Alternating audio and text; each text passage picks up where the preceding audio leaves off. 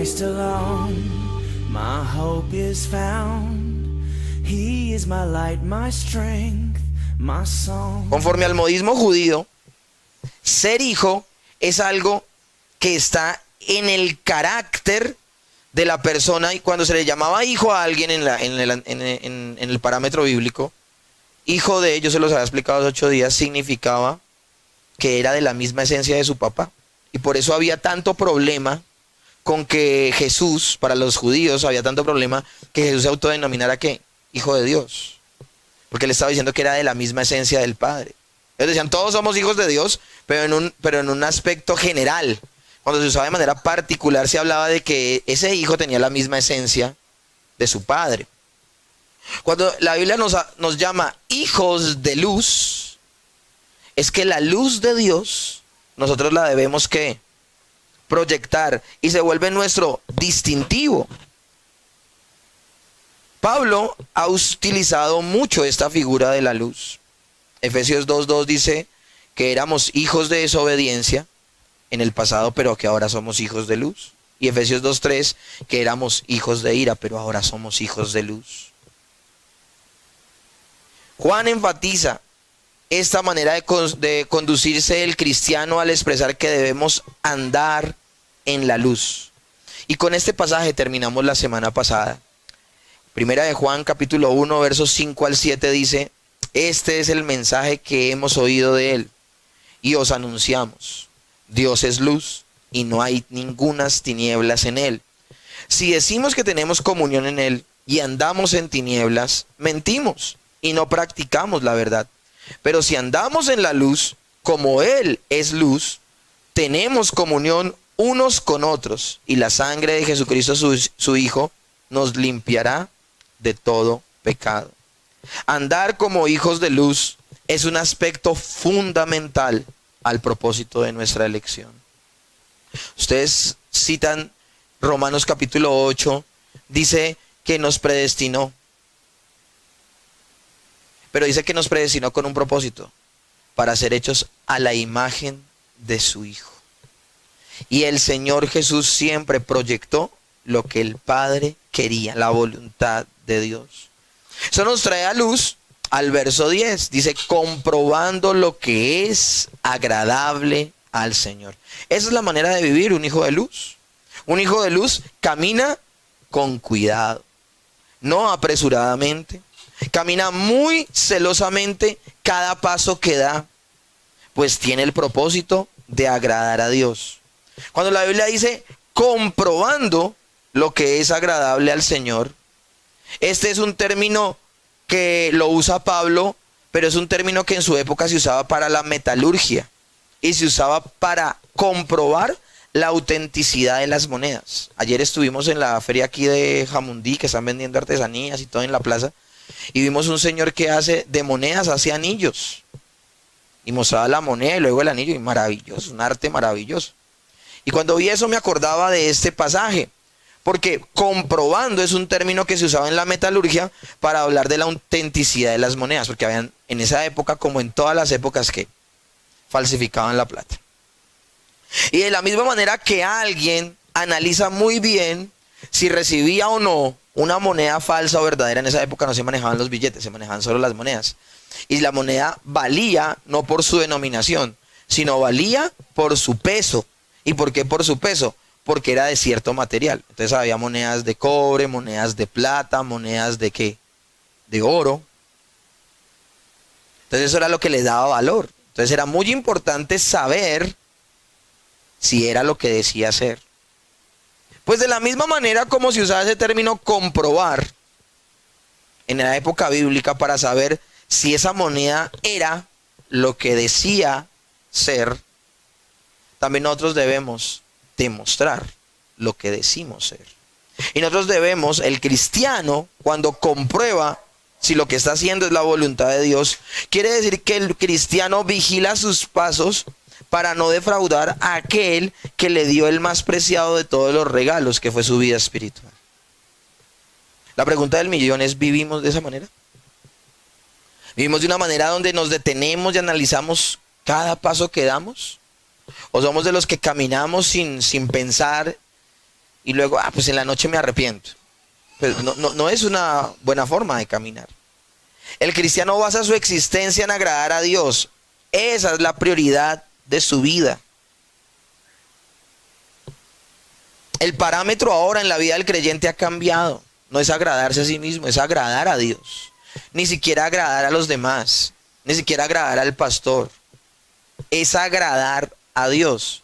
Y les tengo noticias. Dios todo el tiempo te está viendo. Dios todo el tiempo te está viendo.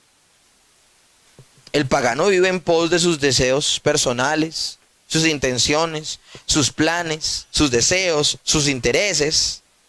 Mas el cristiano vive en pos del deseo de Dios. Y eso precisamente es lo contrastante entre las tinieblas y la luz. Por eso es tan diciente la comparación que hace el apóstol Pablo. O sea, debemos entender lo radical que sucedió en nuestras vidas. Colosenses 1:10 dice, a que andéis como es digno del Señor, agradándole en todo, llevando fruto en toda buena obra y creciendo en el conocimiento de Dios. Habla de otra acción, dice, para que andéis como es digno del Señor, agradándole en todo, llevando fruto en toda buena obra y creciendo en el conocimiento de Dios. Ahora nuestro ser está iluminado. ¿Y está iluminado por quién? Por el Santo Espíritu de Dios. Y podemos guiar nuestras vidas según su voluntad. Yo quiero que, eso yo lo he dicho hasta el cansancio de que comenzamos Efesios 1. Sí podemos hacerlo. Sí podemos hacerlo. Es lo que grita la Escritura.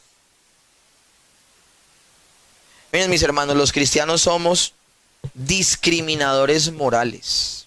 Tenemos un detector de pecado. Entiendan eso. Nosotros tenemos un detector de pecado. ¿Y saben por qué? Porque ese detector de pecado se llama el Espíritu Santo. Tú a mí no me tienes que preguntar, ¿y hacer esto está bien o está mal? Esa pregunta, más que buscar salir del foso de la ignorancia, está buscando aprobación para obras que tú estás haciendo. Porque el cristiano, si en él mora el Espíritu Santo, el Espíritu Santo se contrista cuando tú haces algo mal.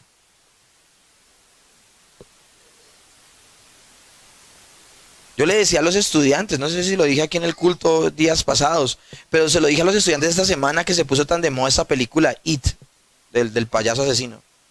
Yo les decía, a mí en el pasado me fascinaba el terror. Pero luego, siendo cristiano, intenté ver una película de terror y no pude. O sea, hace rato se paró el Espíritu Santo y se fue. O sea, yo no tengo necesidad. Nosotros como creyentes, por tener la luz de Dios en nuestro interior, que es el Espíritu Santo, nos volvemos discriminadores morales.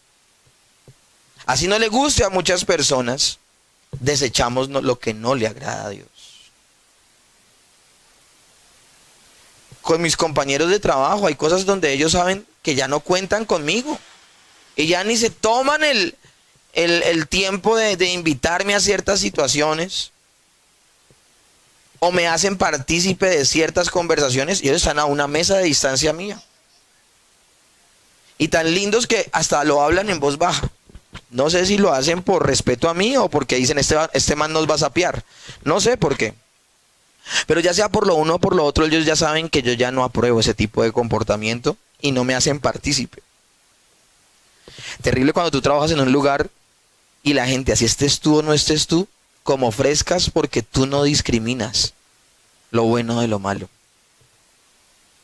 Los estudiantes ven a mí y de una vez están diciendo una mala palabra o algo y... Este es nuestro parámetro. Y vuelvo a leer Romanos 12:2. No os conforméis, y la palabra no conformarse es no amoldarse, no tomar la forma de. El término conformar viene también de una palabra griega donde habla de meter en un recipiente un líquido y que ese líquido tome la forma de. Como cuando tú metías la gelatina en el molde de Mickey Mouse y te comías una gelatina con el molde. Yo era feliz de pequeño comiéndome mi gelatina de forma de animalitos o de mis caricaturas favoritas.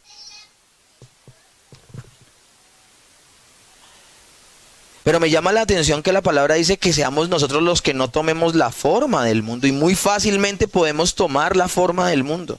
Si quieren hagamos algo, bajemos la reja y que hablen ya duro. ¿No? Sino transformados por medio de la renovación de vuestro entendimiento. Y aquí yo quiero, miren, yo he leído este texto muchas veces. Pero la última vez que lo leí, en eso Dios me dio luz, me iluminó. No se trata de que yo tome la forma del mundo, sino de que yo tome la forma de Dios. En ambos casos se habla de una transformación. ¿Me están comprendiendo? ¿Tú de qué te estás transformando? ¿En qué te estás transformando? Estamos en una época de mucha transformación mental a nivel social, ¿saben? Hace poco tomé un curso donde se hablaba de cómo debería ser la pastoral para tratar el problema del homosexualismo. Y quien nos hablaba nos decía que ya no estamos ni siquiera viviendo en una época que se denomine de posmodernidad, donde no hay cosas ni buenas ni malas, sino que esta época que estamos viviendo se llama la generación líquida, de pensamiento líquido. Y uno decía, ¿y eso qué significa? Significa precisamente lo que dice Romanos 12:2. La generación de pensamiento líquido es que no tiene pensamientos concretos, sino que se amolda a la moda de la época. Cuando me explicaba eso yo decía, wow, o sea, literalmente se está cumpliendo lo que dice Pablo. Y por eso en esta época ya la gente no tiene valores morales absolutos, no tiene valores éticos absolutos, y mora en ellos un total vacío, una total ausencia de fe. Porque cuando tú crees en Dios vas a tener valores absolutos. Y él nos hablaba de algo escandaloso, nos hablaba de personas que un día podían amanecer diciendo, yo me siento hoy hombre, y por eso voy a estar con mujeres. Y al otro día dice, yo me siento hoy mujer, y por eso puedo estar con hombres. No se amoldan a... Terrible, caótico. Pero más terrible y más caótico que nosotros como creyentes no tengamos concreta nuestra fe.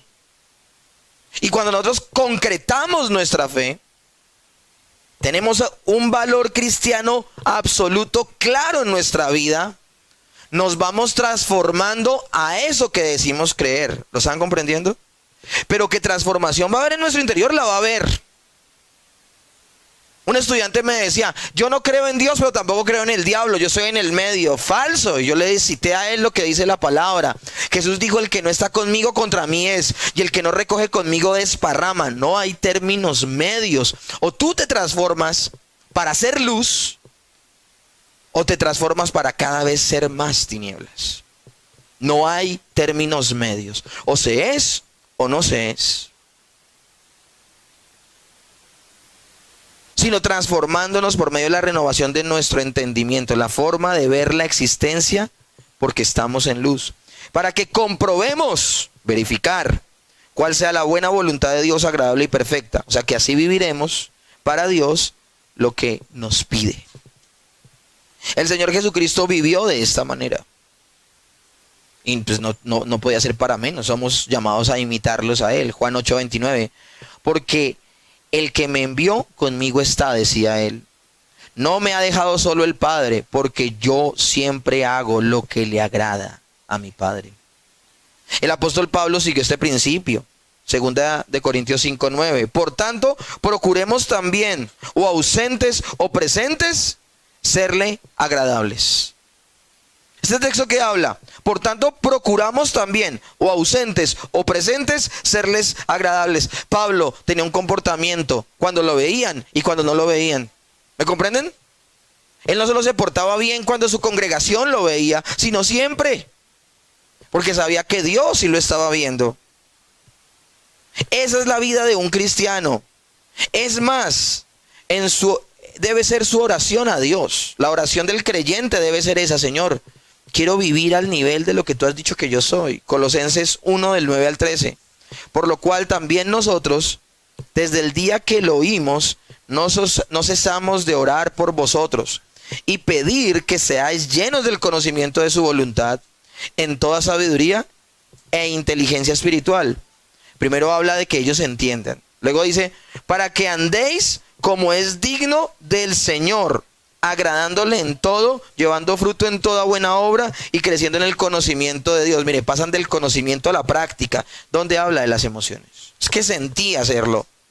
Fortalecidos con todo poder conforme a la potencia de su gloria, para toda paciencia y longanimidad, con gozo, dando gracias a Dios, al Padre, que nos hizo aptos para participar de la herencia de los santos en luz, el cual nos ha librado de la potestad de las tinieblas y nos ha trasladado al reino de su amado Hijo. Colosenses. Esa es la manera en que vive un cristiano, como la luna que refleja la luz del sol. Ustedes saben que la luna no tiene luz propia, sencillamente es un reflejo. Así también nosotros somos un reflejo de la luz de Cristo, porque en Cristo somos luz. O sea, no hay de otra. Tú dices, no, es que no he podido ser luz.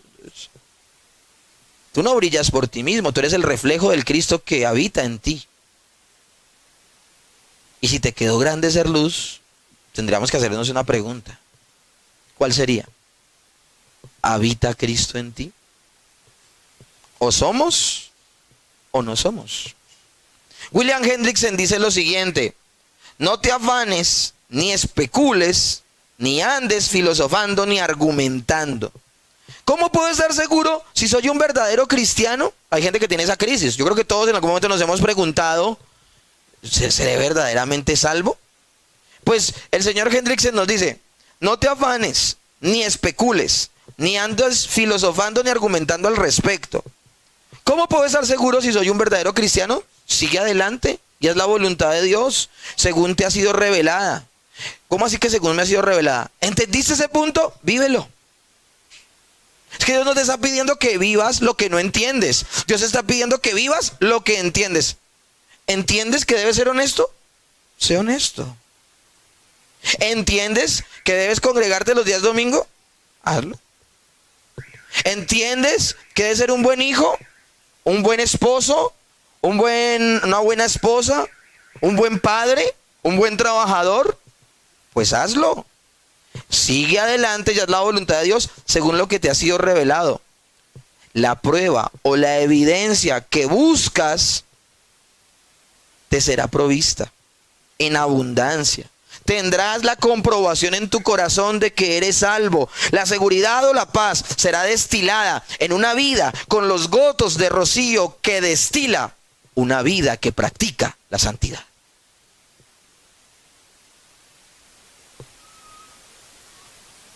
Así vivimos. Pero mis hermanos, ser luz tiene una implicación en torno a los que continúan en tinieblas. Ya nos quedó claro, es nuestra responsabilidad. Pero ahora hablemos de la relación del Hijo de Luz con las tinieblas. ¿Ok? No sé si a ti te pasó, a mí me pasó. Yo creí en el Señor Jesús por su misericordia hace 20 años, en el año 97. Yo llegué tan alegre ese día de la iglesia, me sentía tan bien por haber entendido que Jesús había muerto por mis pecados, que yo cometí un error. Llegué tan feliz y pensé que lo que yo había entendido todo el mundo lo entendía. Entonces yo llegué y mi mamá vio la alegría, me dijo, tienes otra cara, y uno es muy místico en esa época. Yo pensaba que era por la cantidad que había tosido y por la cantidad de lo que había gritado, que era que yo me había convertido al Señor. Pero luego cuando yo empecé, y mi mamá se puso en principio muy contenta por ese cambio. Pero luego, ahora claro, mi mamá está en ese proceso de conversión, ya no piensa como lo que voy a decir ahora. Pero me llama la atención que lo que en principio para ella fue una alegría, cuando mi luz se estrelló con sus tinieblas, y cuando yo estaba motivando a toda mi familia a que dejara de ser lo que eran, porque yo sentía el deseo de dejar lo que yo era. Un día en una discusión familiar mi mamá me dice, yo a usted lo prefería borracho y desordenado que cristiano. Y eso no lo cuento para ser víctima, eso no me afecta. En esa época pues no era tan maduro como hoy. Obviamente lloré de todo, me sentía, mejor dicho, lo que sufro por ti, Señor. Bueno, todo esto. Todo el show. Pero aquí el punto, ¿cuál es? El punto es que cuando tú te decides a vivir en luz, habrá un conflicto directo con las tinieblas, no una conciliación. Yo pude haber escogido cualquier otro ejemplo. Escogí el ejemplo con mi mamá, que creo que es el vínculo más cercano que puede tener una persona. En esa época no era casado. El vínculo más cercano que yo pueda tener con alguien era mi mamá. Pero las tinieblas de mi mamá se estrellaron con la luz que irradiaba mi vida por el Cristo que vivía en mi vida. Pero al día de hoy lo triste es que hay muchos cristianos que concilian con las tinieblas. Hay muchos cristianos que hacen tregua con las tinieblas. Y esa tregua, esa conciliación con las tinieblas, solo deja ver una cosa, que ese cristiano no es cristiano. Porque un cristiano no puede conciliar con las tinieblas. O se es o no se es. Verso 11 al 13. Y no participéis en las obras infructuosas de las tinieblas, sino más bien reprendedlas. Porque vergonzoso es aún hablar de lo que ellos hacen en secreto. Mas todas las cosas, cuando son puestas en evidencia por la luz, son hechas manifiestas. Porque la luz es lo que manifiesta todo. Lo primero en torno a la relación de los cristianos con aquellos que están en tinieblas es no participar, no tener nada que ver, lo dice la Nueva Versión Internacional. Muchos exégetas bíblicos ven en la intención del texto eso precisamente, y yo estoy de acuerdo, como ellos lo traducen, como ellos estos exégetas hacen el estudio y hacen la exégesis de este pasaje. Una indicación de separación no solo con las acciones malas, sino con quienes son los perpetradores de dichas acciones. No es solo no participar del adulterio. Yo no puedo ser un amigo de una persona en mi trabajo, no estoy diciendo que lo haya, estoy poniendo un ejemplo, pero yo no puedo ser amigo de una persona que se ufana de su adulterio y lo cuenta a voz en cuello y todo el mundo se ríe y es el alma de la fiesta por su pecado. Yo no puedo tener una amistad estrecha con una persona así. ¿Lo están comprendiendo? Yo puedo tener, el cristiano tiene ciertos niveles de relación, tiene conocidos, tiene compañeros de trabajo y tiene amigos. Yo te digo una cosa. El cristiano no puede tener amigos incrédulos. Porque la amistad implica emociones, implica confianza, implica algo mucho más allá. El yugo desigual no solamente aplica en relaciones sentimentales, también en amistades. La palabra dice, ¿qué comunión tienen la luz y las tinieblas? Y comunión es esa conciliación, ¿lo comprenden? Ese tema no lo habíamos tocado acá en la iglesia. Alguien puede decir, ¿qué tan exagerado? Vuelvo y te digo, tú puedes tener relaciones de relaciones. Tienes conocidos, tienes compañeros de trabajo y tienes amigos. Yo tengo muy buenos compañeros de trabajo. Tengo muchos conocidos. Tengo pocos amigos. Y contados en esta congregación, que son 20 hermanos en Cristo. ¿Me comprenden? Y ustedes tienen que, porque yo asumo que todos acá son hermanos en Cristo. Si el pastor no cree que los que tiene son hermanos en Cristo, está llevado. Pero yo te aseguro que mi relación contigo nunca será igual a la relación que tengo con un compañero de trabajo. Obviamente yo estoy ligado emocionalmente más contigo que con un compañero de trabajo. ¿Me comprenden? A eso se refiere el texto. No se trata no solamente de no participar, sino también de no compartir ciertos escenarios y mucho menos considerar amigos a aquellos que violan la ley de Dios. Tú dirás, tan exagerado. Entonces te parece exagerado el Salmo 1. ¿Cómo dice el Salmo 1? Dice que el que se sentó en silla de ¿qué? de escarnecedores. Eso significa participar del pecado.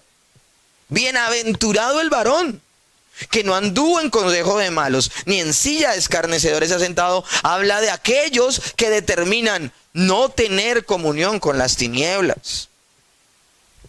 Pues la palabra que utiliza significa literalmente comunión.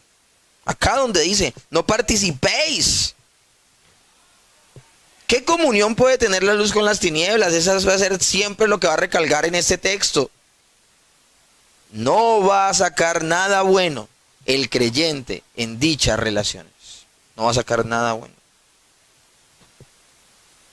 Pongamos un ejemplo. De esto lo hemos hablado, pero en otra dirección, en otros escenarios de la iglesia. Y creo que fue sobre todo en teología sistemática. Miren las implicaciones que puede traer una mala amistad a tu vida. Primera de Reyes 22, del 29 al 33, dice: subió pues el rey de Israel con Josafat, rey de Judá, a Ramot de Galaad. Y el rey de Israel dijo a Josafat: yo me disfrazaré y entraré en la batalla, y tú ponte tus vestiduras de rey. Y el rey de Israel se disfrazó y entró en batalla como uno cualquier soldado. Mas el rey de Siria había mandado a sus 32 capitanes de carros diciendo: no pelees ni con grande ni con chico, sino que solo quiero que peleen contra el rey de Israel. Iban por la cabeza del rey. Cuando los capitanes de los carros vinieron a Josafat, dijeron: ciertamente este es el rey de Israel. Confundieron a Josafat, rey de Judá, con Acab, rey de Israel, y vinieron contra él para pelear contra él. Mas el rey Josafat gritó. Viendo entonces los capitanes de los carros que no era el rey de Israel, se apartaron de él. Josafat, dice la Biblia, que fue, acuérdense que estamos hablando de el reino de Israel cuando ya se dividió. Entonces hay una parte que es el reino del norte, que es Israel, y el reino del sur, que es Judá. Eso pasó en tiempos del hijo del rey Salomón, Roboán, que se separa el pueblo. Ya no es solamente una nación, sino son dos naciones. Entonces tiene dos reyes y son dos completos estados diferentes.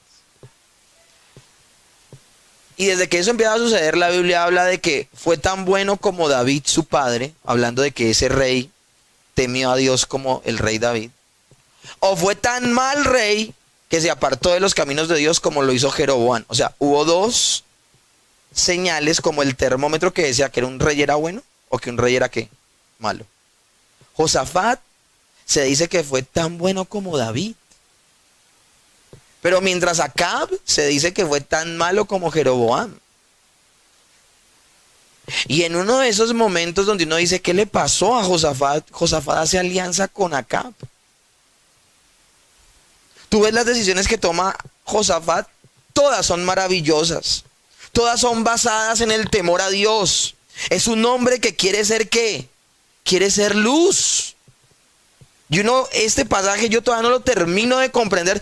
¿Qué le sucedió a Josafat para que se le fueran las luces de esa manera? Acab, el esposo de Jezabel, todo el mundo sabía que Jezabel era una bruja, que había mandado matar a los sacerdotes de Jehová, que había perseguido, que sus manos estaban llenas de sangre. Todo el mundo sabía que Acab era un papanatas, que la que reinaba realmente era Jezabel. ¿Cómo puede tener entre sus amigos Josafat a Acab? ¿Cómo puede decir Josafat, mi pueblo será tu pueblo? Y Josafat recogió las consecuencias de esa alianza. El que tenía que hacer en ese momento, Siria no está en pelea contra Judá. O sea, él se fue, ¿cómo dice el dicho? Él no tenía velas en ese entierro.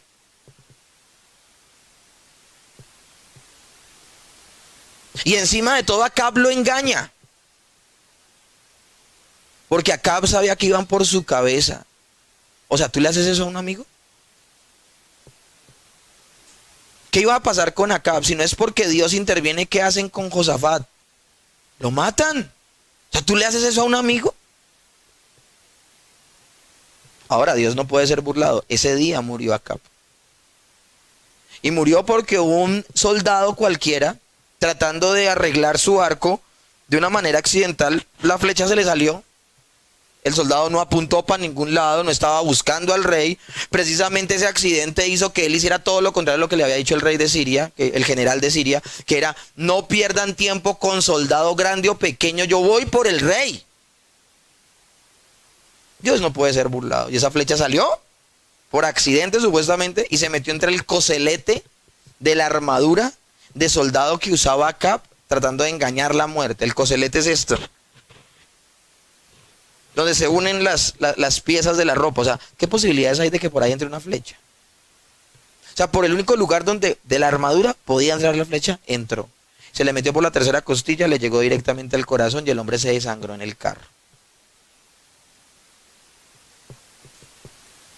Ahora un profeta luego aborda a Josafat y le llama la atención.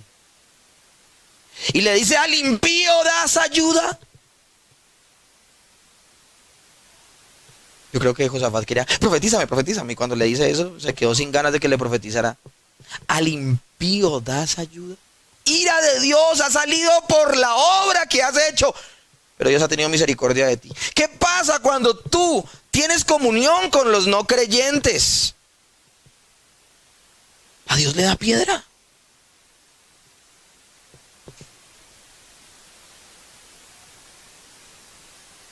Porque Dios reprueba al injusto y tú al meterte con él lo estás, ¿qué? Aprobando. No hay cosa más terrible cuando a uno lo desaprueban delante de los subordinados. Uno ahí hablando con ellos y que llegue otra persona igual a uno y te desapruebe. Eso va a instar a esos subordinados a que te desobedezcan, ¿cierto? Tu amistad con el mundo insta a que los no creyentes sigan en su pecado.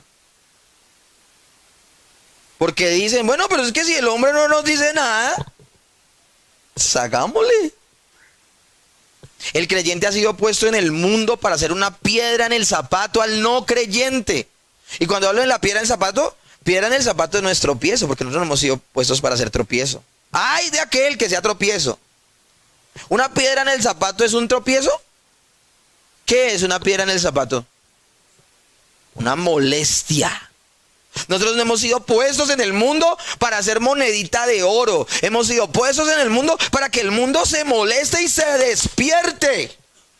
Cuando la Biblia dice que somos la sal de la tierra que va unida a la luz del mundo, está diciendo que nosotros somos la parte que le amarga la vida a la gente. La gente piensa que todo lo que hace, lo hace ¿cómo? Bien. Y te levantas tú como creyente y le dices: no, no está tan bien. De hecho, eso que estás haciendo tiene una condena eterna. Corre a Cristo. Calvino decía: debemos tener cuidado de no unirnos o de ayudar a aquellos que obran mal. Debemos abstenernos de dar consentimiento alguno, consejo, aprobación o ayuda, pues en todas esas maneras tenemos compañerismo. Entonces me estás tratando de decir que yo no le puedo aconsejar la palabra de Dios. Yo no estoy hablando de eso. Porque hay gente que hace de todo para justificar su mal comportamiento. ¿Qué hay que hacer con un incrédulo? Predicarle, aconsejarle. Cuando Calvino habla de abstenerme de dar consentimiento alguno, y de ahí en adelante todo lo que nombra es de aprobar sus obras. ¿Me están comprendiendo? Aconsejar, aprobar, ayudar en pos de ese mal comportamiento, mostrándolo como bueno. ¿Me están comprendiendo? A eso se refiere. De hecho, el mismo apóstol Pablo, alguien diría: ¿quién es Calvino? Listo, Calvino no es nadie. Entonces el apóstol Pablo, miren lo que dice, 2 Corintios 6:14: no os unáis en yugo desigual con los incrédulos, porque qué compañerismo tiene la justicia con la injusticia y qué comunión la luz con las tinieblas. Y la palabra que usa no es qué romanticismo tiene la luz con las tinieblas, sino hablas qué compañerismo. O sea que el yugo desigual se afecta aún las amistades.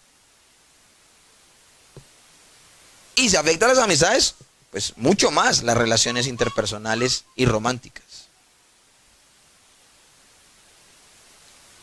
Aún el yugo desigual afecta las alianzas para hacer negocios.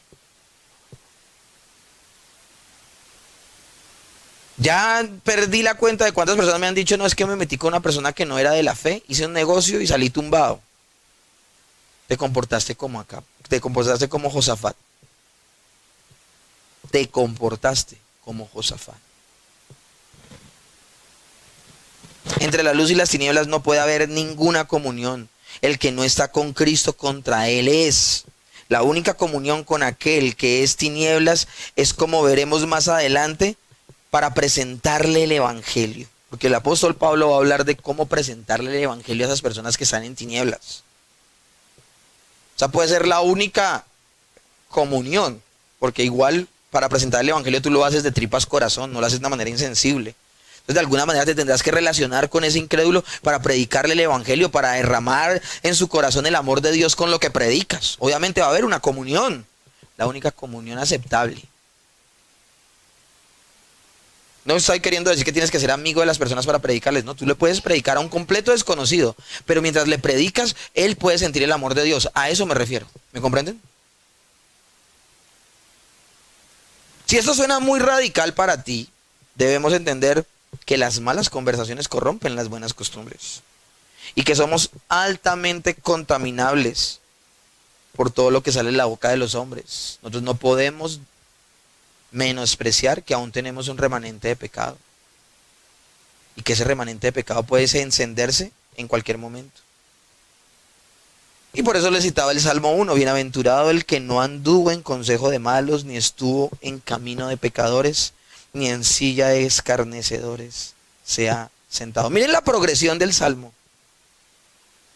Bienaventurado el que no estuvo en consejo de malos, o sea, el que no los que ni estuvo en camino de pecadores, porque empezó a andar en ellos. Pero luego andó tanto en ellos que se sentó en ellos. Ni en silla. Oír, caminar, sentarse. El mismo trayecto lo tienes tú cuando decides ser luz. Oyes, caminas y terminas acostumbrándote a andar en la luz. Si se viola el primero, se va a violar todo el resto. Llegando a caminar como ellos y llegando a ser ellos. Pero si por el contrario dejo que me permee la palabra de Dios escuchándola a diario, terminaré practicándola y terminará convirtiéndose en un hábito de vida. Seré luz. Tener comunión con aquel que se halla en tinieblas, en el camino de las tinieblas, en el filo de ser parte de las obras oscuras de las tinieblas. Si Dios llama bienaventurado al que no lo hace, ¿cómo llamará al que lo hace? Es un desdichado.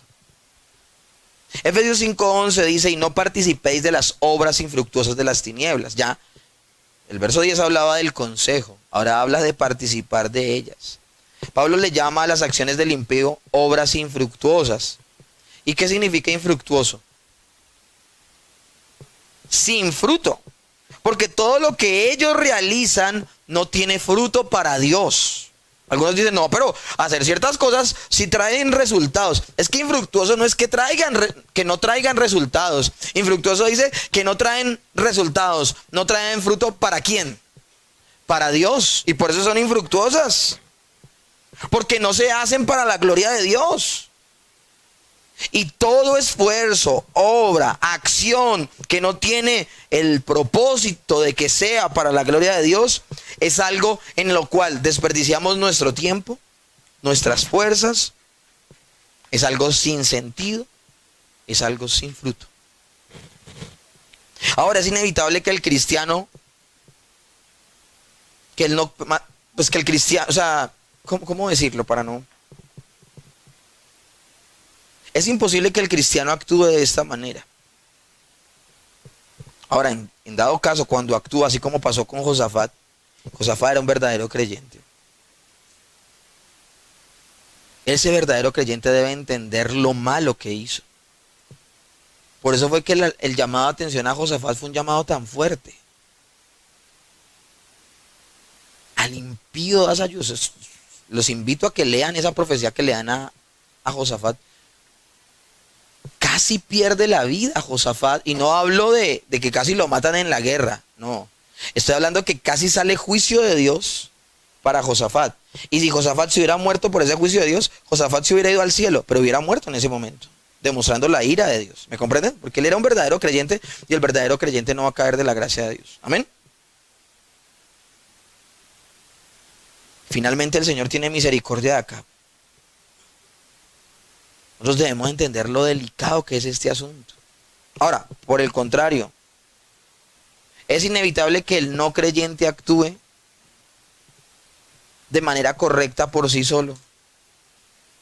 Él no va a unirse a Cristo a voluntad, ni va a dar fruto correcto a voluntad. Si Dios no actúa en él, nada va a pasar. Juan 15:5 dice, yo soy la vid, vosotros los pámpanos, el que permanece en mí y yo en él, éste llevará mucho fruto, porque separados de mí, nada podéis hacer. Que un creyente haga las obras de las tinieblas es una obra infructuosa.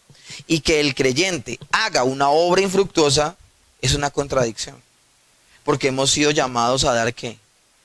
Y fruto que ¿qué? Que permanece, que para Dios, para su gloria, es que lo damos. O sea, obras infructuosas en el creyente es una contradicción. Juan 15:6 dice, el que en mí no permanece será echado fuera como pámpano y se secará.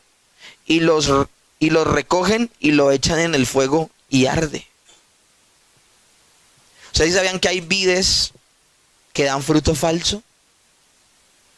Y ese fruto falso es descartado. Puede que de manera eventual saque 1 o 2 frutos falsos. Entonces se limpia y se deja para que empiece a sacar buen fruto. Pero si esas vides empiezan a ser constantes en ese fruto incorrecto, ¿qué va a pasar con la vid? ¿Será que ese sarmiento de la vid, será cortado? Sarmientos son las ramitas, ¿no? Que la vid tiene el propósito de dar un buen fruto, pero hay sarmientos que dan fruto falso. Entonces ese sarmiento será arrojado, quitado, cortado y será quemado. Porque no se va a permitir, el que cosecha, el viñador, no va a permitir que ese fruto falso eche a perder la viña o la vid. Cuando tú como creyente, bueno, no voy a hablarlo contigo, cuando un supuesto creyente, una persona que dice ser creyente, da mal fruto, hay el peligro de que se estropee la vid. ¿Y quién es la vid? ¿Quién es la vid? Él dijo, yo soy la vid. ¿Yo puedo estropear a Cristo? No, a Cristo no lo puedo estropear, pero sí puedo estropear su imagen. ¿Saben cuántas personas pueden dejar de seguir a Jesús por mi comportamiento? Y ahí sí sería tropiezo yo. Por eso el Señor no lo va a permitir. Y así como el viñador no permite que falso fruto estropee la vid, sino que lo corta, así el mismo Padre cortará todo lo que no es verdadero fruto, para que no se vea de alguna manera implicado el nombre del Señor. Amén. Ahora, usando otro texto, ¿en qué momento se va a separar el trigo de la cizaña? ¿Ya? ¿Inmediato? El trigo de la cizaña será separado en el día del juicio. Un verdadero creyente no es engañado. Por eso hay tantas iglesias allá afuera que tienen una imagen de ser las últimas en Guaracha y son falsas iglesias, son falsas congregaciones. Dice la Biblia, son sinagogas de Satanás. Pero si dentro de ellas hay creyentes verdaderos, esos creyentes verdaderos, ¿qué van a hacer de esos lugares? Van a huir. Alguien escribía la semana pasada, la iglesia está deteriorándose por aquellos que predican, y él estaba hablando de que la iglesia va en declive. Y yo le dije, no consiento con tu concepto, porque la palabra dice que no prevalecerán las puertas del Hades contra la iglesia. La que está en decadencia no es la iglesia del Señor, la que está en decadencia son esas falsas iglesias. Y sencillamente se está haciendo evidente lo que son. Y voy a este punto. Nunca nosotros tendremos excusa de que es que nos engañaron y por eso fue que yo actué como actué. No. Mis ovejas oyen mi voz.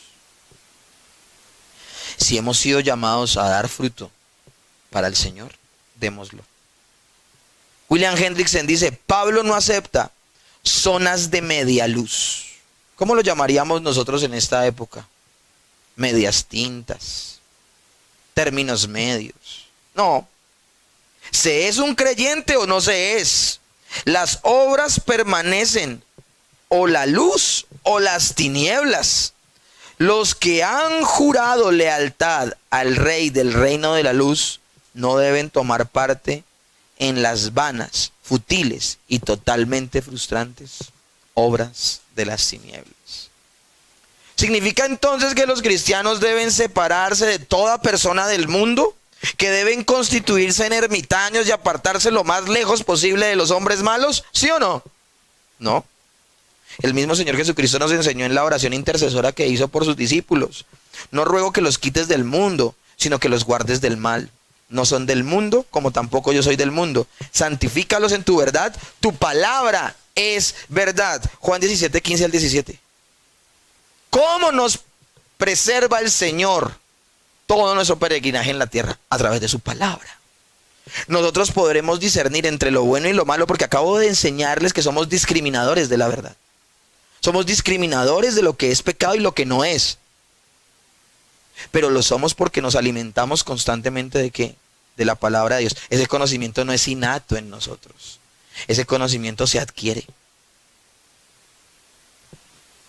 Y lo adquiriremos porque el Señor a través de su Espíritu Santo produce en nosotros el querer como el hacer. Y tú esta mañana estás en la iglesia no es porque hoy te levantaste con unas ganas tan maravillosas. Fue el Espíritu Santo el que produjo en ti las ganas de venir. Aunque no pertenecemos a este mundo, sí tenemos una función de cumplir en este mundo. Mateo 5, del 14 al 15, lo que protagonizaba la oración que hice al principio del culto. Vosotros sois la luz del mundo. Una ciudad sentada sobre un monte no se puede esconder, ni se encenderá una luz y se pone debajo del almud. La almud es como la cama o una cosa que se ponía sobre ella, sino sobre el candelero y alumbra a todos los que están en casa. ¿Cuál es dicha función? Lo dice el verso 11 de Efesios 5. Y no participéis de las obras infructuosas de las tinieblas, sino más bien reprendedlas, porque vergonzoso es aún hablar de lo que ellos hacen en secreto. Nuestra labor no es hablar de las malas obras de las tinieblas, sino de hablar de la buena luz de Cristo. ¿De las obras de quién debemos hablar? Las obras de Cristo. Ese es nuestro mensaje. Ese es el Evangelio. Los hijos de luz deben reprender o denunciar los caminos de los hombres pecaminosos. Los que pertenecen al reino de la luz no pueden ser neutrales con respecto a las obras de las tinieblas. El pecado debe ser expuesto, debe ser señalado. Ahora, la pregunta es ¿cómo? Y voy a compartirles porque la posición o la opinión de los exégetas está dividida. Algunos reflexionan de la siguiente manera. Al decir Pablo que debemos denunciar, pero a continuación decir, porque vergonzoso es aún hablar de ellas. Si ven que como que debo denunciar lo malo, pues también me dice que no debo ni siquiera perder tiempo en hablar de esas malas obras, pero yo como denuncio las malas obras si no hablo de ellas. Entonces algunos exégetas dicen que al decir que denunciemos, pero a continuación decir vergonzoso es aún hablar de ellas, lo que se está queriendo decir es que nuestras denuncias no es con palabra, sino con una vida de santidad. Testimonio de vida, un proceso silencioso que muestre la pecaminosidad de ellos. Nuestra vida es verdad, testifica y glorifica a Dios en cada área en la que estamos viviendo. En el trabajo haciéndolo como para Dios y no para los hombres, siendo diligentes en nuestras labores. No participando en corrillos ni en chismes. Desechando cualquier expresión obscena o chiste verde. Y también a los que se ufanan en su adulterio, como era el ejemplo que les ponía anteriormente, o en las aventuras amorosas que tienen, mostrando con nuestra vida la fidelidad a nuestro cónyuge. Pero también hay otra postura de otros exegetas que dicen, los pecadores impenitentes no quieren que sus obras malas sean expuestas a la luz. Y no hay mejor manera de exponerlas a la luz que viviendo una conducta iluminada. Pero no es suficiente. Sí, el testimonio es necesario. Pero la otra parte de los exégetas dicen, no es suficiente solo el testimonio, sino que además, y sin lugar a dudas, hay que realizar una obra de expresar señalando lo que está mal. Se le debe hacer una denuncia verbal. Y yo creo personalmente que esa posición es una posición correcta. Pues tenemos el ejemplo en el Señor Jesucristo. Juan 7:7. No puede el mundo aborreceros a vosotros, mas a mí me aborrecen porque yo testifico de él, de que sus obras son malas. Pues tú podrías decir, ay, pues es que es Jesús. ¿Saben técnicamente por qué mataron a Juan el Bautista? ¿Saben por qué le bajaron la cabeza? Porque él miró a los ojos al rey Herodes y le dijo, no te es lícito tener como mujer a la mujer de Felipe, tu hermano. O sea, ¿qué más puntual pudo haber sido? ¿Cómo él podía ser ejemplo en un buen matrimonio si Juan el Bautista nunca se casó? ¿Están comprendiendo? El texto habla de yo no deleitarme en hablar en las perversidades de ellos. Aún nombrar en detalle y de manera morbosa lo que la gente hace en las tinieblas está mal. Pero eso no quiere decir que yo no denuncie. Eso no quiere decir que yo no denuncie. Años atrás, a un hombre que le queda grande el término pastor, se le ocurrió bautizar a la gente, bautizándola 7 veces en la misma oportunidad, confundiendo la sanidad de un hombre en el Antiguo Testamento con el bautismo que el Señor estableció, donde solo se sumerge una vez a la persona y se saca una vez para que esa persona se identifique con la única muerte y resurrección de Cristo. Ay, entonces yo voy a demandar y denunciar esa mala acción bautizando bien a la gente de la iglesia. No, hay que anunciarlo, hay que declararlo. Ese hombre hizo mal al cambiar una ordenanza y un sacramento de Dios que el mismo Señor estableció y dejó claros los términos de cómo se debe hacer, malinterpretando la escritura y motivando a que otros lo hagan, porque es una iglesia que tiene tanta influencia que ya lo empezaron a hacer en todos lados. Entonces sí es necesario anunciar. Ustedes leen Mateo 23, es una denuncia del Señor Jesucristo extensa al mal comportamiento de los fariseos. Y los fariseos al día de hoy es sinónimo de hipócrita, pero el término fariseo en la época del primer siglo eran unos hombres honorables llamados por todo el mundo por su espiritualidad. A veces nosotros leemos la Biblia hoy con los ojos de hoy y se nos olvida en el contexto que fue escrito. Miren cómo comisionó el Señor Jesús a sus mismos discípulos, Mateo 10:27. Lo que os digo en tinieblas, decidlo en la luz, y lo que oís al oído, proclamarlo desde las azoteas. Las obras de las tinieblas deben ser reprendidas por su pecaminosidad, deben ser reprendidas terriblemente hoy en la sociedad. En tinieblas se hace el pecado y en tinieblas permanece porque la iglesia no lo anuncia. Al día de hoy al pecado no se le llama pecado, se le llama error, se le llama desliz, pero no se le llama pecado. Se le ha cambiado la etiqueta al pecado y se le ha llamado de otras formas. El doctor Martin Lloyd-Jones decía, no es que por los siglos pasados se pecase menos, pero lo que realmente alarma en nuestros días es el afán de pintar los pecados más vergonzosos con los más bellos colores. No es que en el pasado se pecara menos. O más, perdón, y que hoy se peque menos. Es que hoy se maquilla más el pecado. De hecho, la Biblia habla que toda inmoralidad es una abominación.